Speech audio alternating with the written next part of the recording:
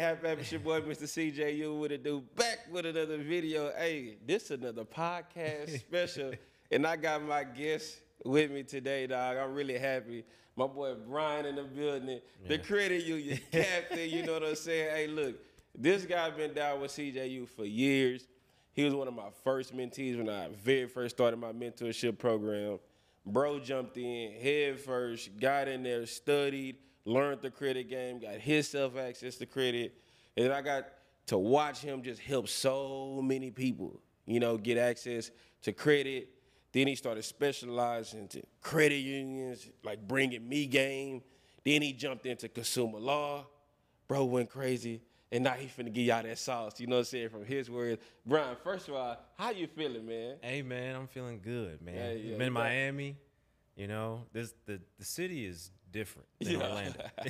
Where I stay now is not this vibe, and man, it's not this much energy. So it's just a whole different feel being here. Coming down from Orlando? Yes. It's 3 hours drive can make a whole lot of difference. Orlando and Miami is different, bro. But that's where we at, man. We finna do this episode. We finna get some sauce. I got my phone right here. I got some questions, bro. I put it in my phone. I want to make sure I don't miss nothing. I got some good questions for you, bro, because you be giving some good game. You know, some good value. So I don't want to make sure I miss anything. But let's just get right to it. First question out the gate. What got you into credit? Ooh, COVID, man. COVID. I had a job that I loved. I was teaching people how to get their life and health insurance license, and I was very good at it. I was probably the most senior person in my position when COVID hit, and then COVID hit. I lost my job, and from there, honestly, the first thing I did was I bought a bottle of Hennessy and a case of Budweiser when I lost my job, because I was upset, man. I was like, dog, that was my job. So from when you have a job and you love it and you think the company loves you, you don't really have like a backup plan. So I didn't have no backup plan. So that my first thought was, okay, let me drink away the sorrow. I took 24 hours to give myself a little self-pity. After that, I was okay, what am I gonna do next? So I looked at my credit score, and it was in the 400s. And my first thought was, okay, I need to fix this. Now, I was still finishing off the Hennessy and the Budweiser, but I started going down the YouTube rabbit hole. And that was when I discovered your page. Yeah. And so I found your page, and after going through the page, like the next day, I had a decision to make. So I was like, I want to join his mentorship.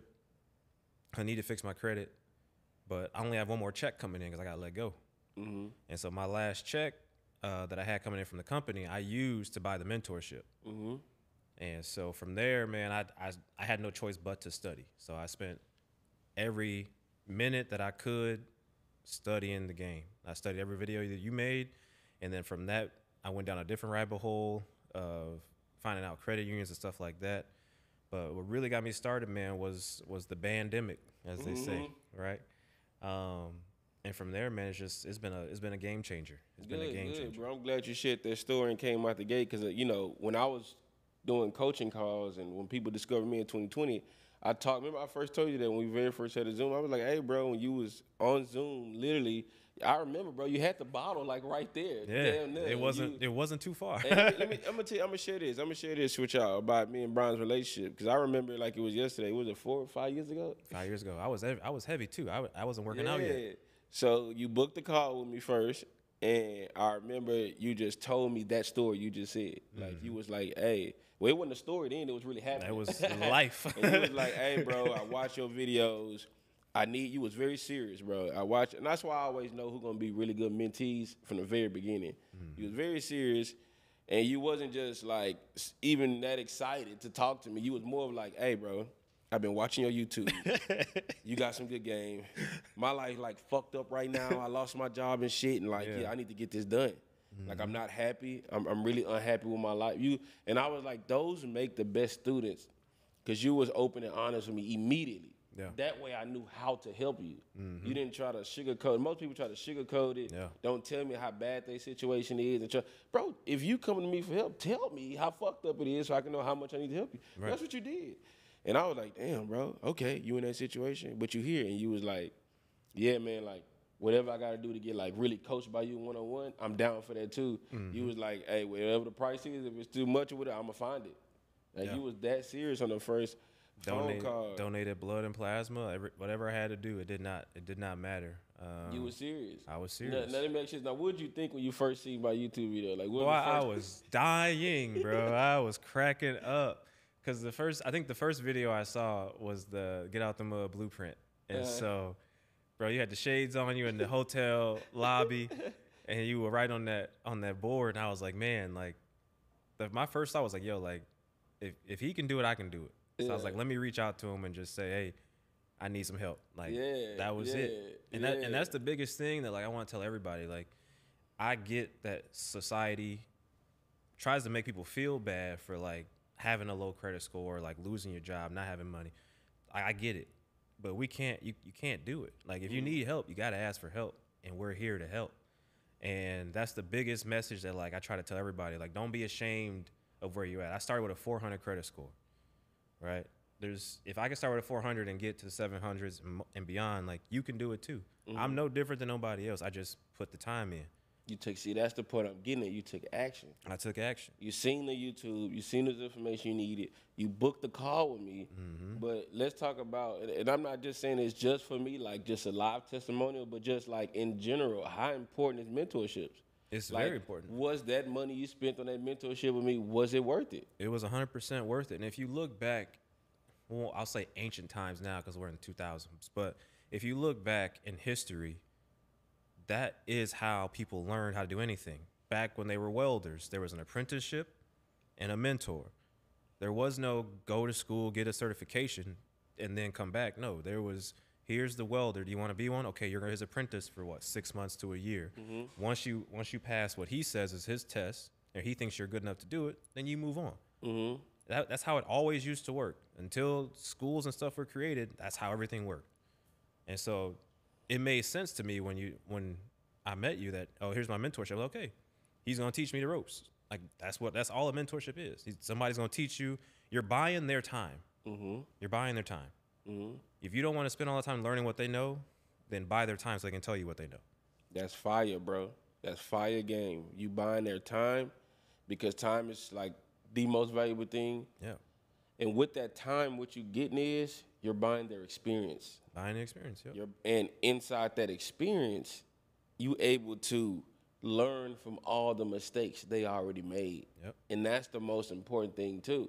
That's why it's all wrapped up in getting that time from a mentor, because it's like, pay him $5,000? Yeah. You crazy. $10,000? Hell no. $25,000? You crazy. But they'll pay 50 for that education at university.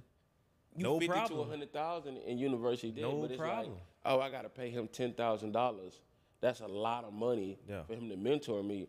But with that $10,000, you are getting 10 years worth of experience, information, you know what I'm saying, proven steps, avoid mistakes. So you don't make that investment on the mentorship.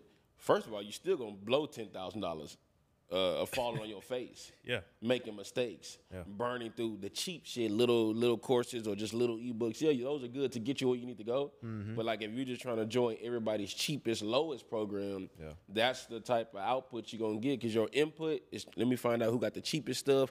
Let me find out how I can get it for the low. Let me find out how I can get everything for free. That's fine if that's your input, but your output is gonna be low, cheap, and free, right? So the people who decide to make those moves to jump into mentorships and drop that big bag like that, you can expect some big results, especially if you pick somebody that know what they talk about. And you take action. And you take action. That's what you did. You take action. And that's why it's important that we shoot this podcast, because, Brian, this is why it's so important you doing this right now. Full circle moment, you being a mentee of mine, and now you over here helping people and stuff like that, making money and all that. But if I never shoot a video talking about the credit game, you never see that, and then now your life is impacted because I didn't give. That's why shooting content is important. That's big. I didn't think about it like that. That's why it's important. I don't know where I would have been if you didn't make those videos. This is why I teach all you guys when I'm coaching y'all, that when you don't feel like shooting content, when you don't feel like, you know, giving value, and you don't feel like helping and stuff like that, I don't want to make this content, I don't want to shoot that shit, I don't feel. every single time you say that, knowing you have information that can change someone else's situation, you are literally hurting somebody you don't know. You hurting somebody because that person needs to hear your story. There's somebody going through exactly what you just went through. So when I started giving that information, I knew that's why I was teaching the way I was teaching. I had the chains on, the shades on. I wasn't trying to be like nobody. I was really that guy. I was just coming out the streets, and being from Houston, but I knew it was people like that. Yeah. Not only that, you didn't have to come from where I came from, Brian, but you still understood the message and that I was delivering. Yeah. So that's why I say, like, what we doing now is important. You taking this step, this investment to get more coaching, more training, more marketing, because now you get to share that with people, which we finna get into more credit game. Yeah. Now, you was flowing, though. I wasn't going to stop you because you did say, hey, my dog, he did say you was in front of that hotel lobby. That was my house, nigga. I know you was flowing. Now, I done shot some content in the hotel lobby, you see. Yeah. But to get it out the mud blueprint, let me correct them right now on this tape. Don't edit this. I'm going to tell you right now. That wasn't no goddamn hotel lobby. That was my 3-story, 3-bedroom, 3-bath credit counselor in Houston, Texas. That's where you see me shoot at, my boy. Damn. I'm going to go back and watch them tapes, hotel lobby. Nah, nigga, I shoot at my hive. You know what I'm saying? Nah, for sure. All right, good sauce, bro. So let's get into this next question I got for you that we know why you got in the credit game. The due date statement game. The due date statement date game. Yeah. Let me bring it out more clearly. Due date statement date game. Yeah. Because we don't want to mess that up. Right. That was the biggest video that I shot on my YouTube, and that's something that you've been diving more into, explaining to people. Yeah. Because that's an impactful part of the credit game, understanding the due date and the statement date with your credit cards, your credit accounts. If you don't know that, you could be really hurting yourself from what you say, hundreds of points? Hundreds of points. So go ahead and jump in there and give people a game about due date and statement date when it comes to credit. All right, so if you want to jump your score up, if you don't understand statement date and due date, follow this. The next things I'm about to tell you, your score will jump at least 100 points if you don't know what these are, right? The first thing you need to understand is the statement date came first, right? Before you ever had a balance on that credit card, it already had a statement date. It did not register anything that was due because there was no balance due, right? So the statement date came first, right? Now, why do I say this? Because the statement date is more important than the due date. The statement date is the date that all the information that you have purchased for that credit card goes to the big three, right? Experian, TransUnion, Equifax. That is the date where all information gets sent there. So that is the date that impacts your credit score, not the due date. Yes, your due date is important. I'm not saying it's not important. Pay whatever you need to pay by your due date so that you don't get delayed payment. But the statement date is way more important. So here's why I want to make the distinction. I have clients that have not understood this, and when I explained it to them and they did it, they jumped their score by 200 points, and they changed their entire life because they got a HELOC, paid off some bills, whatever. Here's the problem, or here's the thing. Let's say your due date is, we'll say on the 20th, right? Due date always comes before statement date, always. Let's say that is a $1,000 balance, okay? Your minimum is $1,000. You got a high limit if your minimum's $1,000, but whatever. You pay that $1,000 on your due date. Now you think, well, I paid it by when it's due. Now I'm just going to use the card again tomorrow. So you go ahead and you run up the credit card again. So now you're at $4,000 before your statement date. That $4,000 is the number that's getting sent to the big three, right? We don't want that to happen. Yes, the due date's important. Pay your minimum by the due date, but then don't use the card again until after your statement date, right? Or pay off your card on your due date and don't use it after your statement date. Either way, your statement date is vastly more important than your due date. And once people understand this, their scores will skyrocket. Right, because there's that little time in between the due date and the statement date. So like the example you gave, your due date like on the 20th, so let's just say your statement date the 26th. Yeah. So if you make your minimum payments or whatever payment you decide to make, but it needs to at least be the minimum. At least be the minimum. The 20th. Right. You can't use the card 21st, 22nd, 23rd, 24th, 25th, 26th. You can't use the card in between that time. You can't. If the 26th is the statement date, we got to make sure that balance is paid down But then tell them what happens after the 26th, the statement that it gets reported. What can you do then? Yeah, so once your statement date passes, max that thing out if you need to. It don't matter. Max it out, right? Now, we teach how, it's a balance transfer game, which people don't know about. If you have balance transfer available on your car for 0% APR, you need to take advantage of that.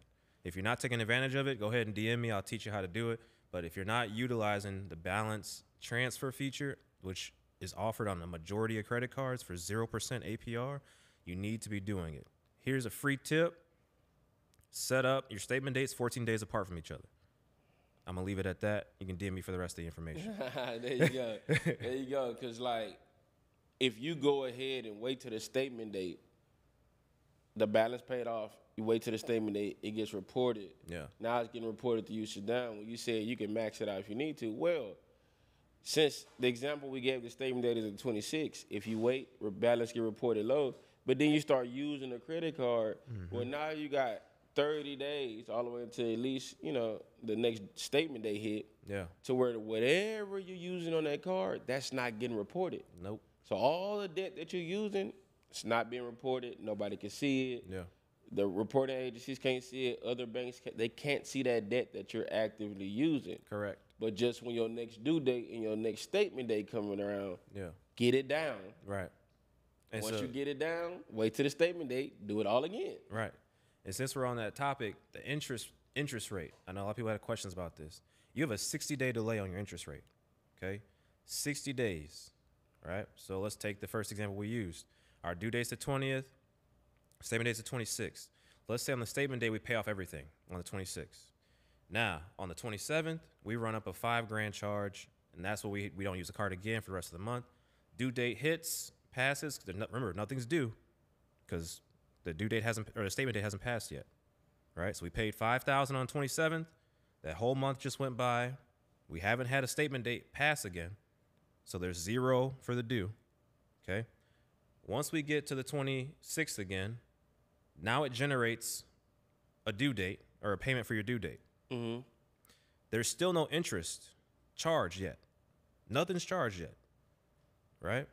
Then 30 days go by again. Now, if that balance that was reported, let's say it was $5,040, right? Once that balance, if that balance is not paid off in full, then the interest is applied. Mm-hmm. So it's a delay on It's a delay on the interest. You gotta go around again. You got 60 days to get it in before the interest hit. Before the interest hit. So for the people that's watching, of course we're not in front of a whiteboard drawing this out to where it can kind of get confusing when we talk about due dates, statement dates, and that cycle going around.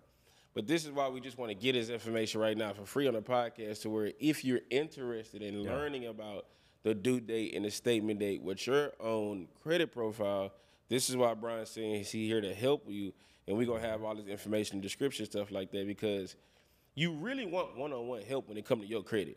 Now, it's not all about, always about us charging money for consultations and charging money for mentorships. If you don't want to pay, you don't have to pay. Ain't nobody nothing. Try to piece together the free information you can from podcasts, YouTube, as much as you can. But when you really want to take your credit profile and your game to the next level, you really need somebody who's experienced like us to look at it, because everybody's situation is different. Yeah. So it's kind of hard for us to really help you specifically from just talking about the game very broad, because I know it can get confusing what we're saying. So if you don't know how the due date, statement date game work with credit, get on the phone call with us. Let us look at it, you know what I'm saying, and let us really help you with that, because it can really take your game to the next level. So I want to segue into something else now, since we're going off on credit a little bit more. What do you, since you learned from me 5 years ago, what have you seen that's changed in the credit game over these past 5 years? How much has changed from, you could just go, bro, from credit repair to funding to, new people giving out information. You start where you want to start as far as how you seen the credit game change since these 5 years. Man, I have seen so many changes. I don't even know where to start. Well, let's break it down like this. You want to talk about the changes from credit, repair, or funding? We can start with repair. All right, repair. So since you started, what have you seen change in the credit repair process? So I started to notice it a couple years ago, but I started to notice how the companies are responding to us. We're going to dictate how we move going forward, right? So for me personally, I started changing to gather evidence. Gather evidence is my like focus. I don't really try to focus on deletions. I'll get the deletions regardless. I'm not worried about that. I'm focused on the evidence, right? And because I know the consumer laws, and the employees don't. They send back traps. Okay, right? so let's break this down for people who don't understand the terminology as far as evidence pertaining to credit repair. So what does that mean when you say I'm focusing on evidence in my credit repair process? Yeah, so I operate as a lawyer now, right? I try to operate as a lawyer would operate. So if I notice in something that's inaccurate, right? I see it, I highlight it, I send it to the company to notify them, hey, this is inaccurate. They're gonna send something back generic, or they're gonna send something back that says, oh, this is proven as accurate, or it was told as inaccurate. That response is it's a fraudulent statement. That's evidence for me. I'll say, okay, great. Thank you for saying that. It's evidence for you because they said it's incorrect? If you said it's incorrect. Right. So I think we have to backtrack a little bit more now, because the credit report, I think people forget that it's theirs. It's not the company's. It's your credit report. If there's something on there that you do not want on there, or is something on there is inaccurate, and you tell the company, hey, this is inaccurate, and they tell you, oh no, it's accurate, but they don't give you any evidence, that's fraud. There we go. That's the point we want to get to as far as that's why I want to keep unpacking it so people can understand the very beginning. Because before you get into consumer law, or before you even get into just disputing, you gotta know the basics. Even before you get into like, hey, I'm studying like as if a lawyer would study, or I'm disputing back and forth or doing litigation like a lawyer. Let's just back up and just be like, hey, this is just basic consumer stuff we should know. Right. You see what I'm saying? Yeah. Because most people not ready to look at it like that's my that. fault. No, it's not your fault. That's what I'm here to do, to help you unpack it. Yeah. You see what I'm saying? Yeah.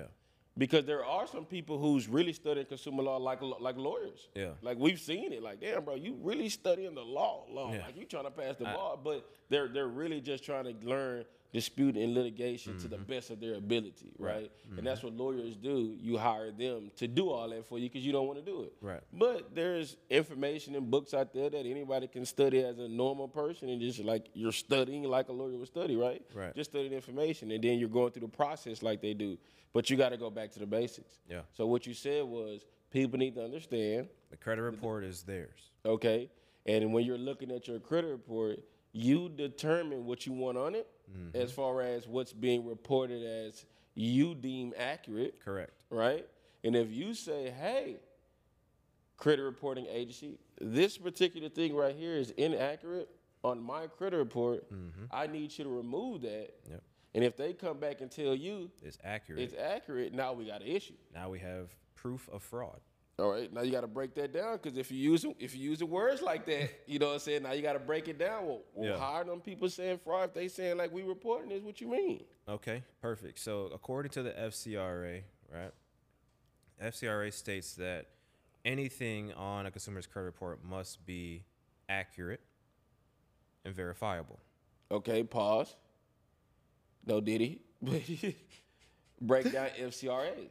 Okay, what is so FCRA? The Fair Credit Reporting Act, right? 15 USC 1692. That'll be the code. But what is exactly FCRA? What is Fair Credit Reporting Act? Like, what is that? So that's was set up by Congress to make sure that these credit reporting agencies treat all consumers the way they should be treated, with fair and like they need to be treated fairly. So what you're saying is people who are looking to repair their credit, they need to understand what the Fair Credit Reporting Act is. Yeah. What you say, the FCRA. Right. So yeah, right. Understanding the FCRA is number one, and then if you have debts or collections, then you want to understand FDCPA, which is 15 USC 1692. Right, which is some more laws, which is codes. Right. So if we go into the Fair Credit Reporting Act, right, there's certain codes or laws in there that we can use to protect ourselves, right? Correct. All right, so go ahead and go into that, whichever code or law that you're using to tell the reporting agencies, hey, you can't tell me that. So how would that process work? Honestly, I used to send them all of them. I'd be like, hey, this is wrong because of this statute. This is wrong because of that one. Now I don't even need to do it anymore. Okay, what you do? So now I just, like I said, I'll gather the evidence. So I'll send the letter. I'll let them send me back the fraud proof, and then I'll just take them straight to arbitration. Okay, explain that arbitration. So arbitration is an alternative dispute resolution method, or ADR, and you can do this as a consumer, or if you want to hire an attorney to do it, you can. You don't need to. But it essentially cuts out the middleman or it adds a middleman, but the middleman is their lawyer. So not only to start the conversation, the company's out of money, right? So if I start an arbitration case against Experian, they got to pay their lawyer, and they have to pay the arbitration fees. They're already out of money to start off the conversation. Okay. So that's one hit against them. They don't like that.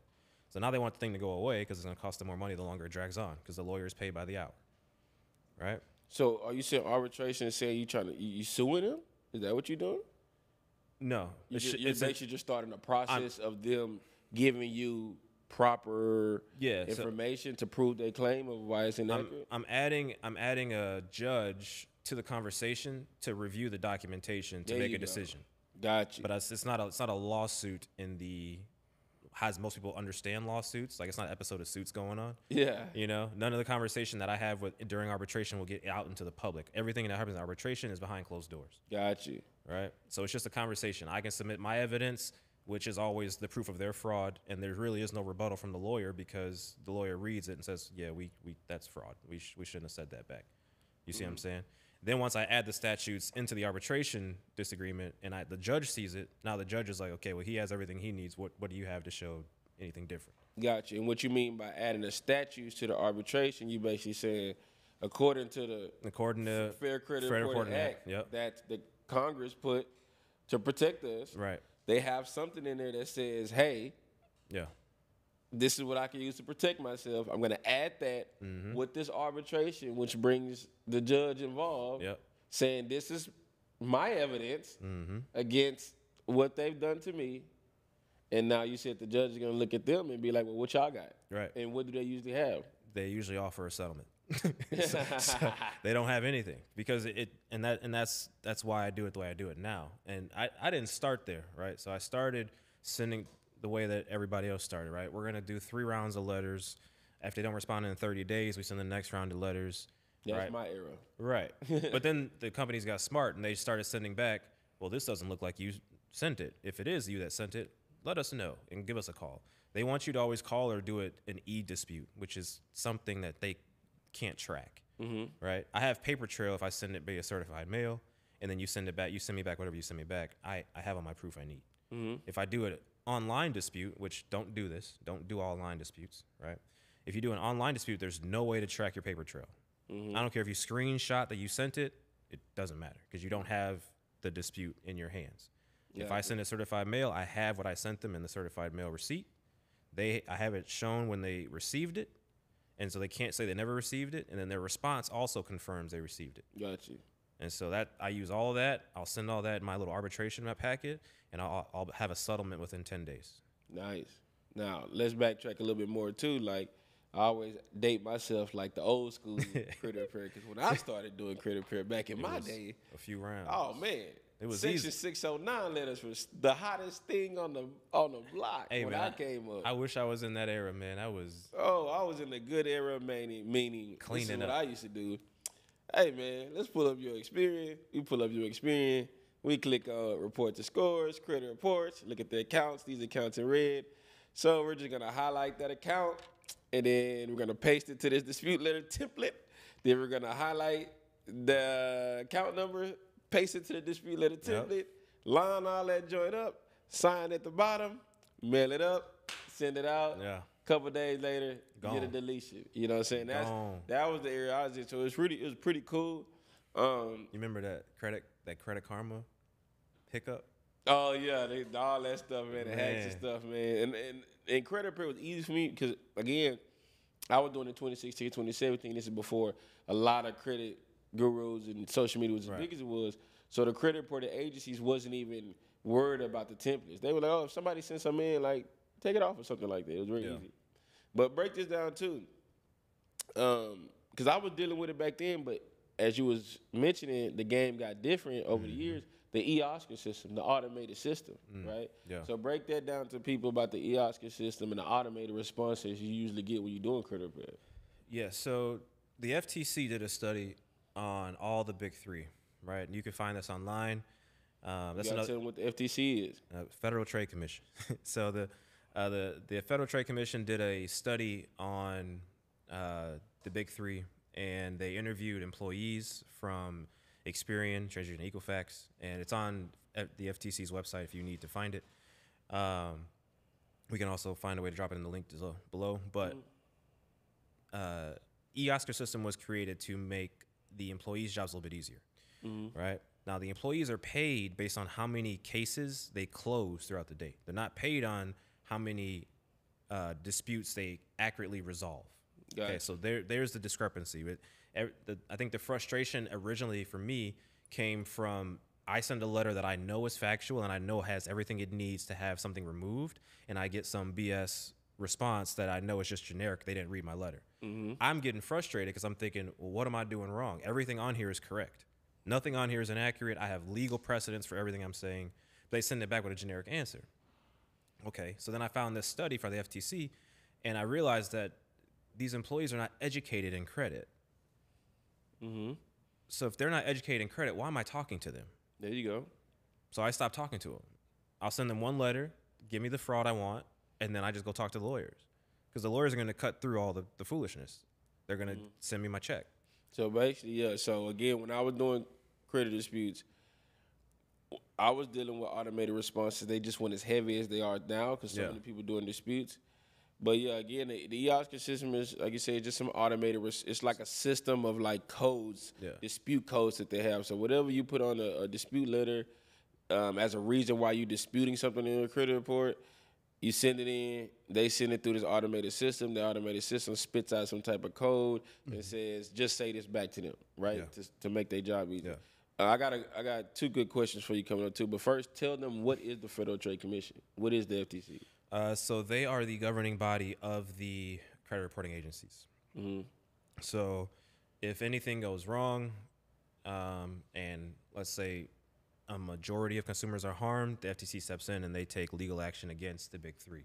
There's been multiple cases against Experian primarily, and also Equifax, where they've lost hundreds of millions of dollars because of their actions that the FTC had to step in and correct. But the FTC is cool. I don't necessarily call on them too much. You can, but a lot of their stuff, it's the government, so it takes a while. So I usually like to skip that. I just like to reference it, and if I need to, I will bring them into the conversation, but I usually don't need to.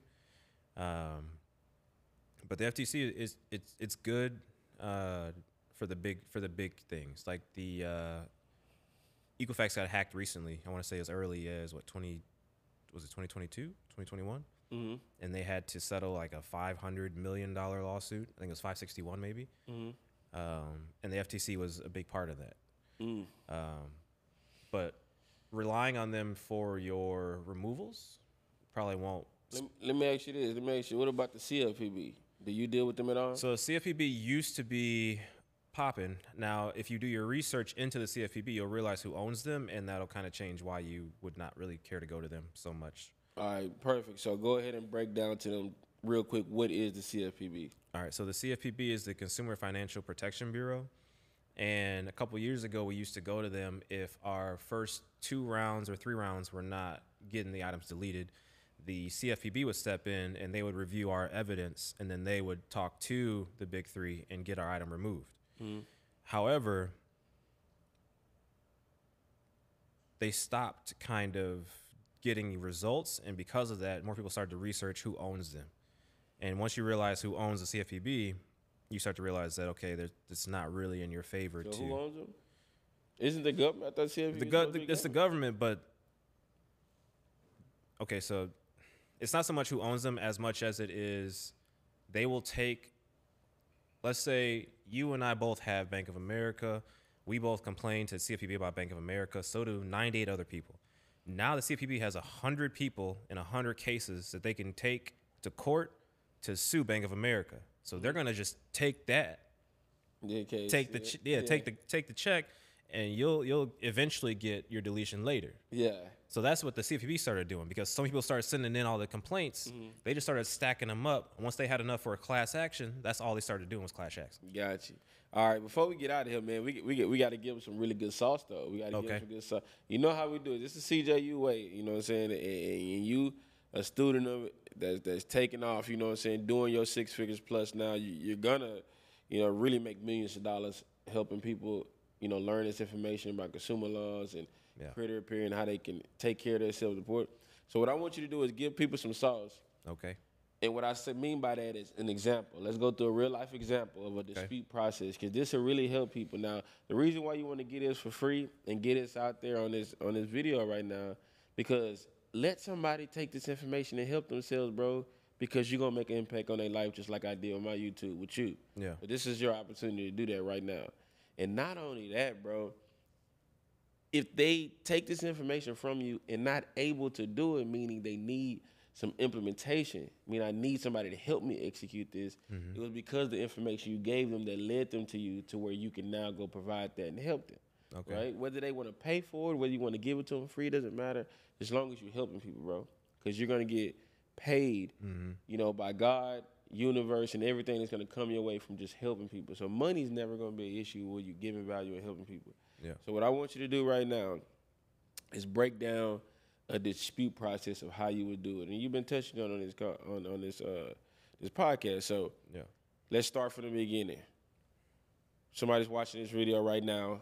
They got 2 collections on their report. Which collection? Right. One is a medical collection. Beautiful. Okay. Hallelujah.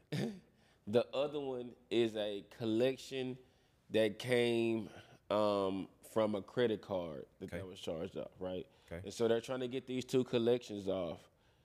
What would be your process to get that done? Now, let's just say that was on your report. How would you handle that? You had a medical collection. You had a collection that came from a charge off from a credit card. How would you get that removed from your report? Perfect. Start to finish. Perfect. So the first thing I want you to do is go to annualcreditreport.com. Okay. If you're using Credit Karma, we're not going to use that for a dispute process. So go to annualcreditreport.com. You can get one free every week. So you don't need to pay for a service, but if you have issues getting it from annualcreditreport.com, then you need to pay for a service. Okay. Once you have all 3, then you start reviewing credit reports, Experience, TransUnion, Equifax, and I would also throw in there LexisNexis. That's just me.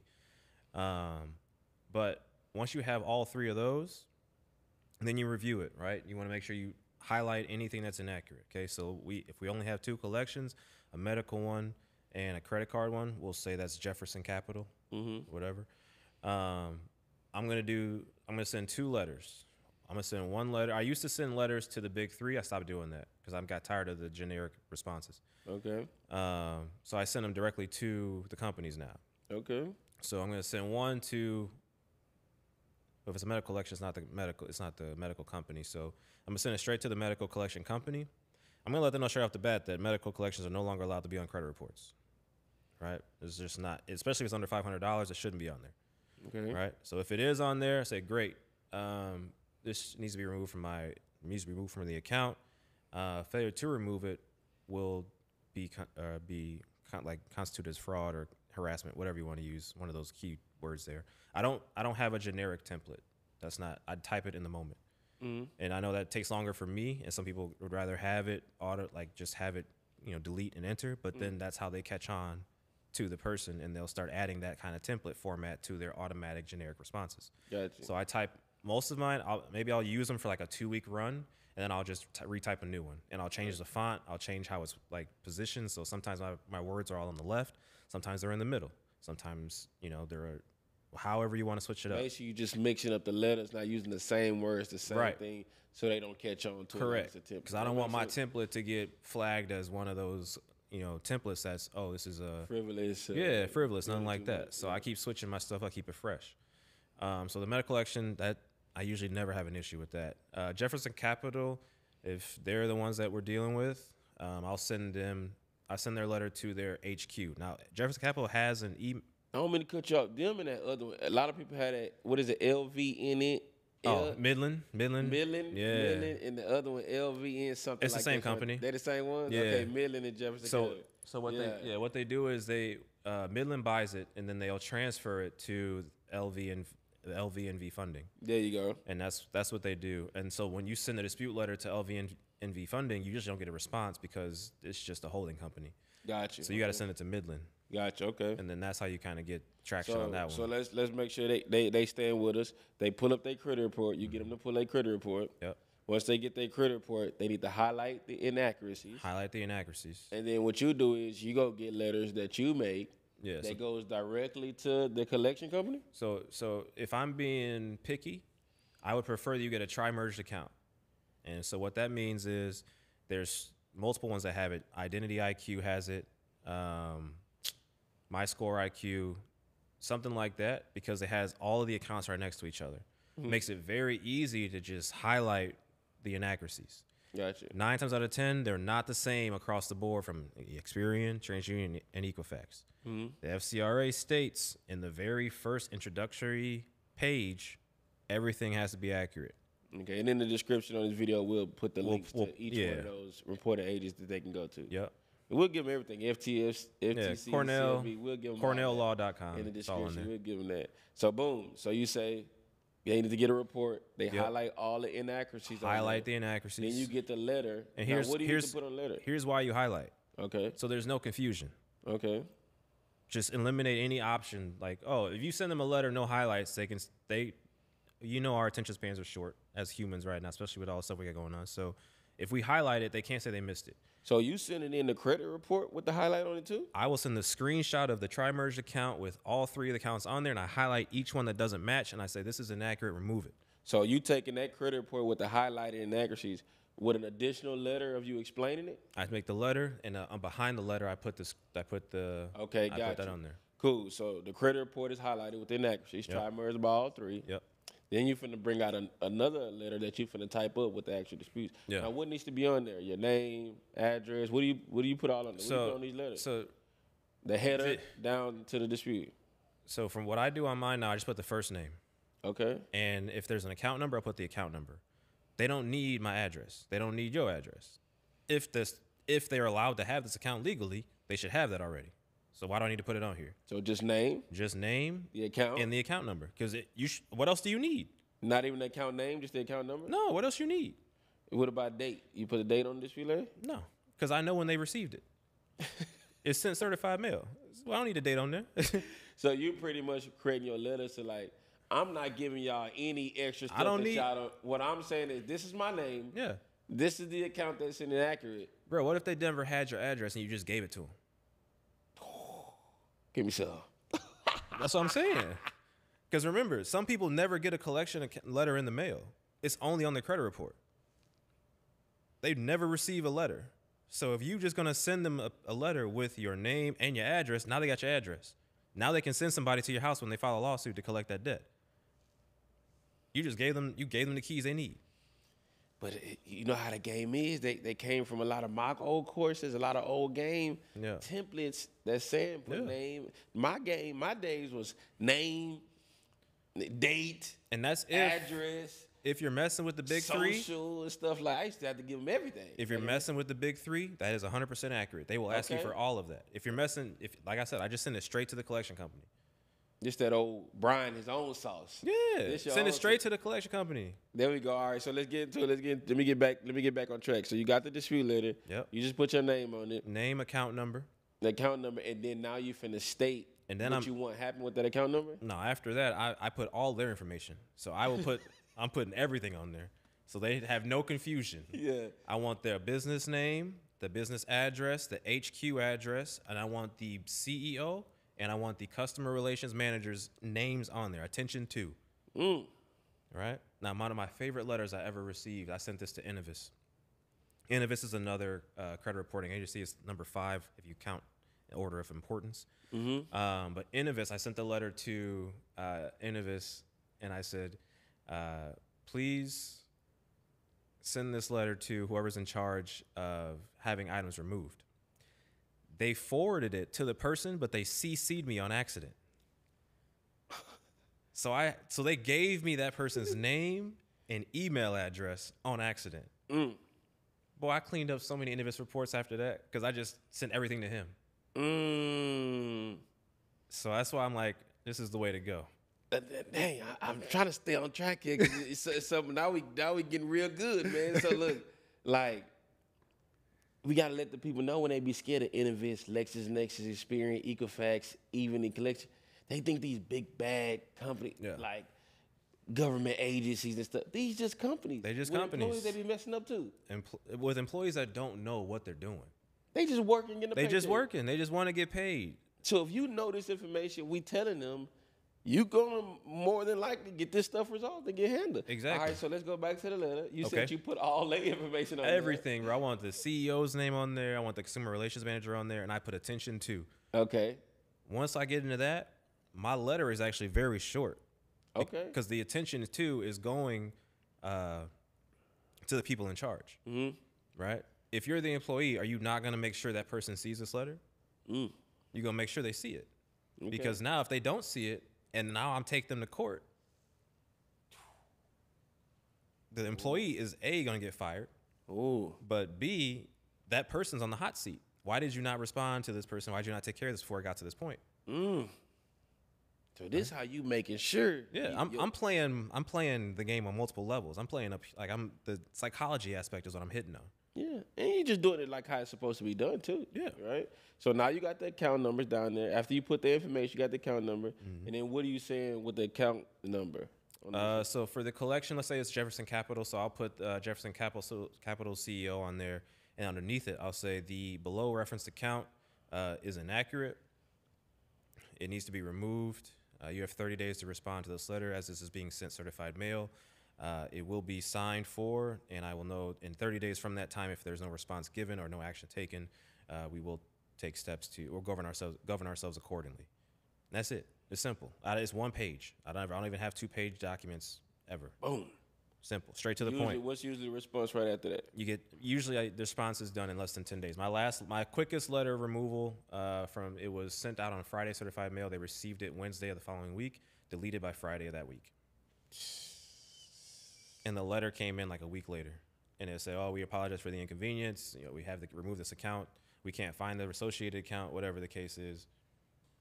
Yeah. See, this is what we talk about, man. When the mentee schools the mentor, you know what I'm saying? I learn from my students because at the end of the day, we all can learn from people, right? Yeah. And this is why I like to share this credit information, credit repair information, funding information, because you guys are smart. You guys got different things going on in y'all lives and different experiences that y'all have in y'all lives to where when we share this information, hell, I don't know where you're going to take it. When I shared this information with y'all back in the day when I was doing my thing on YouTube, I didn't know Brian was going to watch my video, my Get Out the Mud video. He thought I was in the lobby. I had to tell him I was in my house. Hey, I thought he was.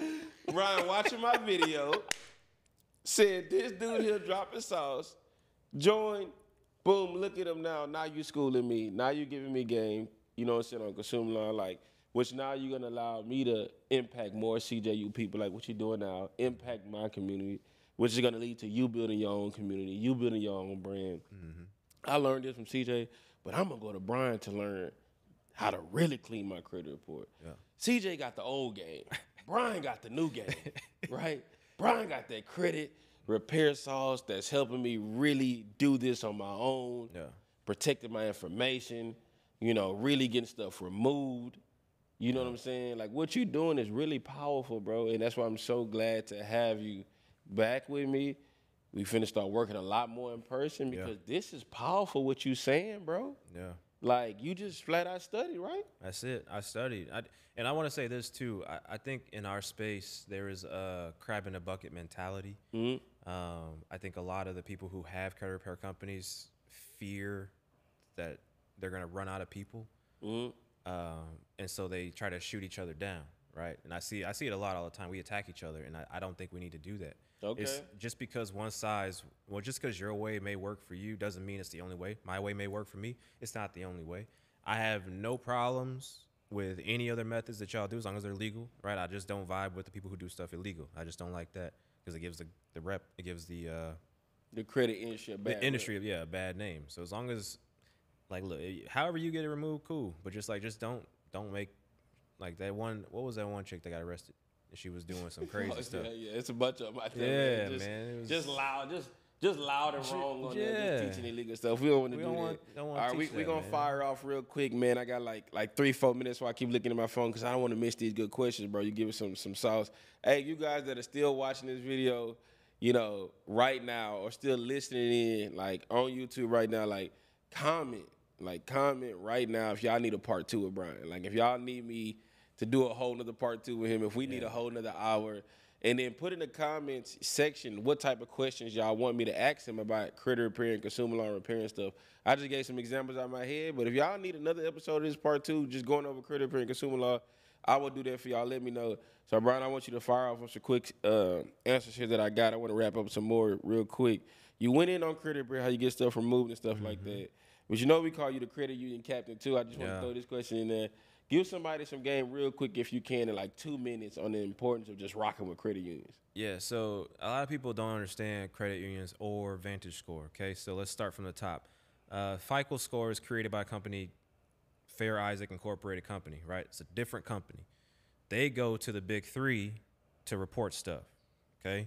Now, the big 3 got smart, and they said, well, why are we paying FICO to give us stuff when we can just create our own? So that's what they did with Vantage. So the big 3 actually own Vantage.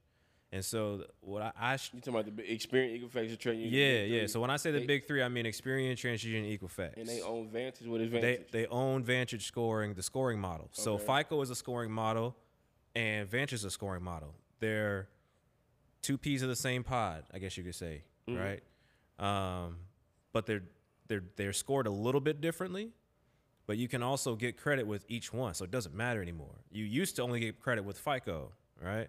But now you can get credit with Vantage too. So there's you can use either one. And the credit unions specialize in Vantage Score because they were like the guinea pigs before the big financial institutions would switch from FICO.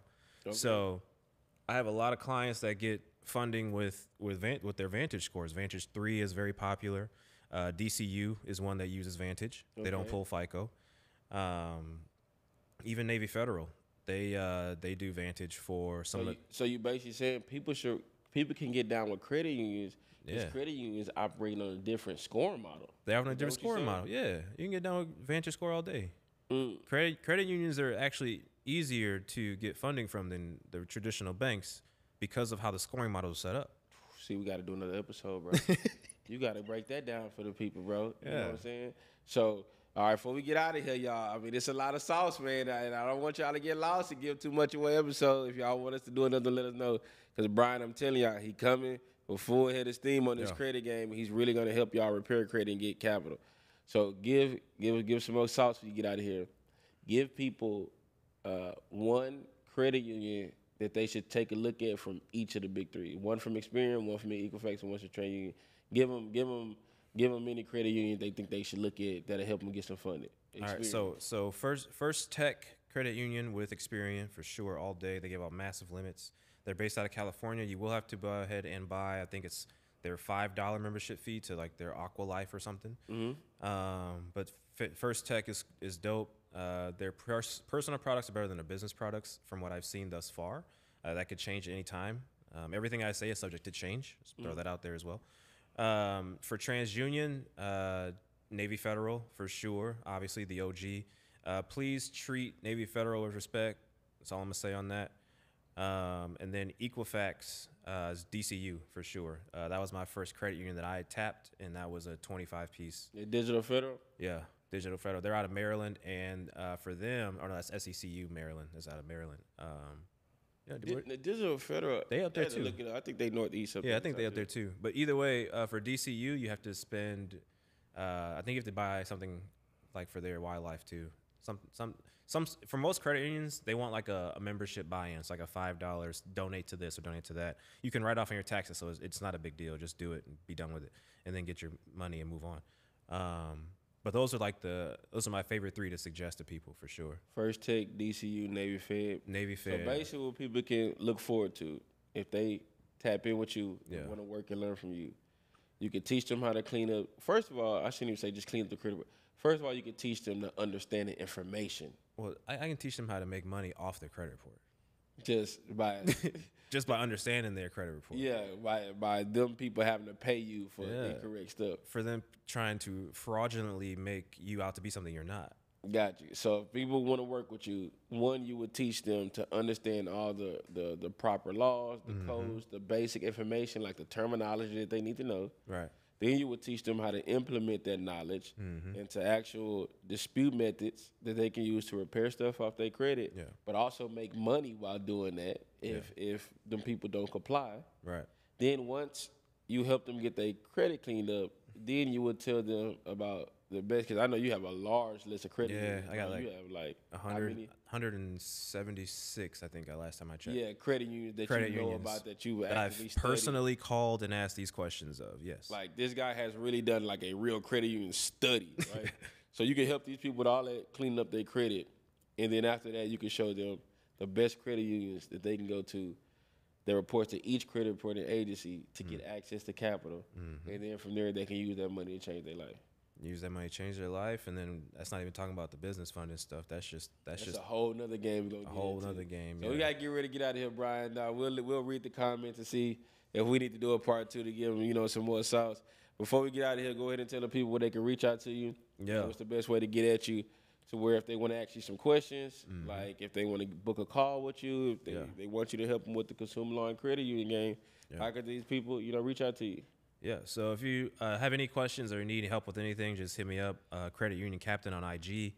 Actually, I think it's pretty much that on all of them, all my social media outlets. But if you need anything, hit me up on IG first. I check that the most, and then I'll be more than happy to, go over everything with you. We can just pull up straight to the Instagram. Yep. Shoot you a DM. Any emails they can reach out to? You don't really check emails a lot? Yeah, I mean, Credit Union Captain at gmail.com is my email. If you want to send an email instead, either way. You might got some people that don't got Instagram, man. They may want to get at you. You right. So you know what I'm saying? You got to make sure you put something down there. We'll put some in the description. You know what I'm saying? Your go high level phone number. Yeah. So they can reach out to you and text you and stuff like number. that. Yeah, except they go high level. But if you guys on Instagram, y'all can actively get them. We'll have his email and a phone number y'all can reach him to, because there's gonna be some people that want to act very fast off this information. So I want to make sure Instagram and they can get at you, bro. That works. So, hey, man, you did your thing, bro. Hey, man. You gave a whole lot of sauce. I appreciate and I hope nobody on here got lost, man. It's my guy, Brian, the credit union captain. I hope this episode was very impactful and gave y'all a lot of information and value about the credit game. It's going to be a lot more where y'all got this from. Right here with your boy, Mr. CJU. Y'all already know, man. Till next time, hap.